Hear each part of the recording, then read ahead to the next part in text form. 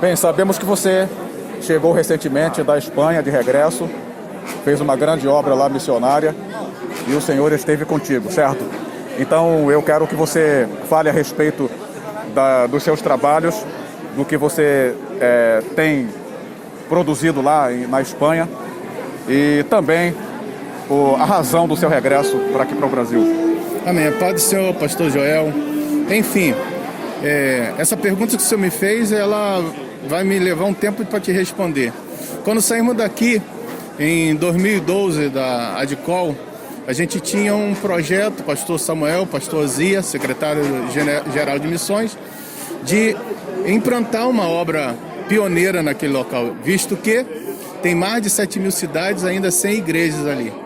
A princípio fomos a colaborar com uma igreja espanhola para aprender os costumes, para aprender a liturgia, né? Porque a gente tem uma visão aqui latina e quando chegamos lá é uma visão europeia. Então isso tem um choque, um confronto de culturas. Chegando ali, depois de passar esse tempo probatório, né? Deus nos direcionou para começar a obra na cidade de Valdemoro, a cidade que tem aproximadamente 70.000 habitantes, onde também não tinha igreja. Então, começamos na nossa casa, trabalho pioneiro. Depois da casa alugamos como se fosse aqui uma lan house, local pequeno, e Deus foi acrescentando almas a esse trabalho. Depois, quando tivemos aqui na última vez, em 2018, tínhamos 2 objetivos: mudar de local para estar num local maior e regulamentar a igreja como uma instituição religiosa. Então, quando chegou nesse dado momento de 2020, Deus nos deu essa graça de estarmos num espaço maior e legalizar a igreja no Ministério da Justiça como instituição religiosa e junto também à Convenção das Assembleias de Deus de Espanha.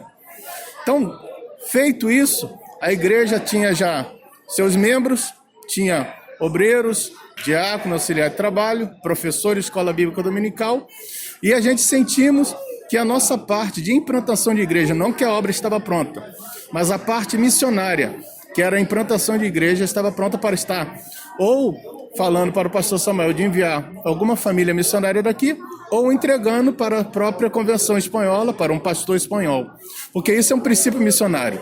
Chega-se um missionário, implanta-se o trabalho e depois passa para o povo daquela terra. Então foi isso. No prazo de 8 anos e meio, Deus nos deu graça. Eu não sou petulante de dizer que foi eu que fiz, mas de trás de nós também tem um exército de oração, onde a Assembleia de Deus do Campo Culubandê tem os seus intercessores, na qual nos respaldou nesse momento todo.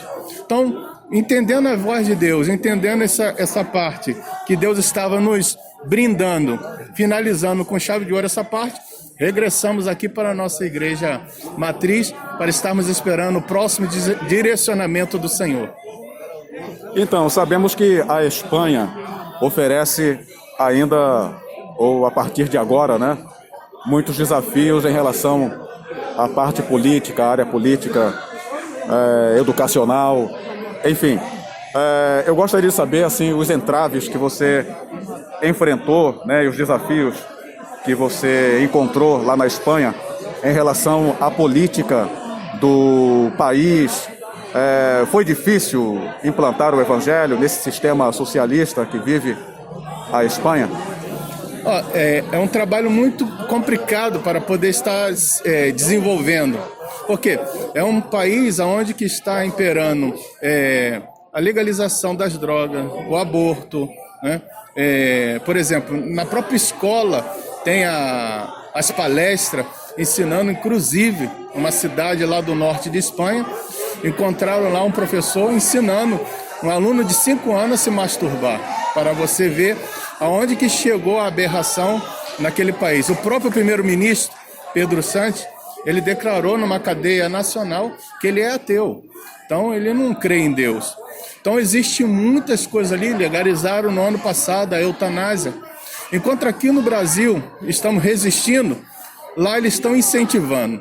Então uma das dificuldades, por exemplo, é evangelizar os adolescentes, as crianças, porque o próprio governo vê isso como proselitismo. Então a gente pode ser preso, responder algumas sanções por causa disso. Outra dificuldade que temos também é a lei do silêncio.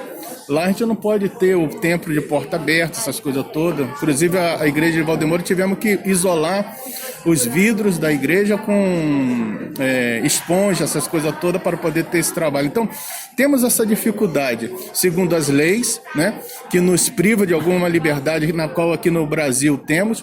Eu não posso fazer, por exemplo, um ar livre lá, né? Então, nós como brasileiros temos que aproveitar essa porta aberta, essa dispensação que o Senhor está nos dando. Porque ali, ainda sendo supostamente aí Europa, e alguns falam primeiro mundo, coisa que eu não concordo, que existe só um mundo, né? Temos essas dificuldades com as leis que eles mesmos aprovam. Então, não é uma perseguição, é um impedimento velado de poder exercer o direito de proclamar o evangelho a toda criatura.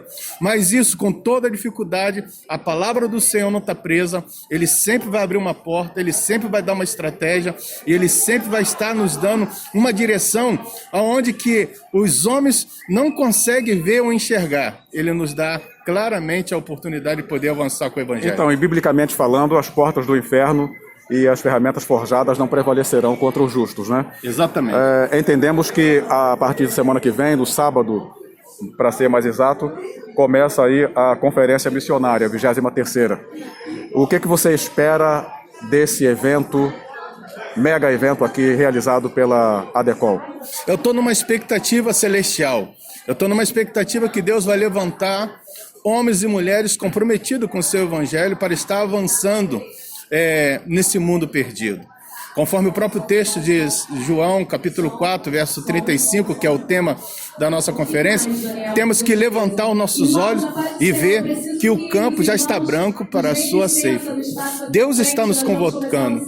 Sempre existiu, desde o tempo bíblico, que a seara é grande, poucos são os ceifeiros. Então a expectativa é de Deus levantar homens, mulheres, crianças, adolescentes, jovens, adultos, para essa obra, porque tudo isso que está nos ocorrendo, essa pandemia, está avisando que o Senhor está regressando. E cabe à igreja, que somos nós, proclamar o evangelho a toda criatura, porque o evangelho do reino será pregado até os confins da terra, então virá o fim.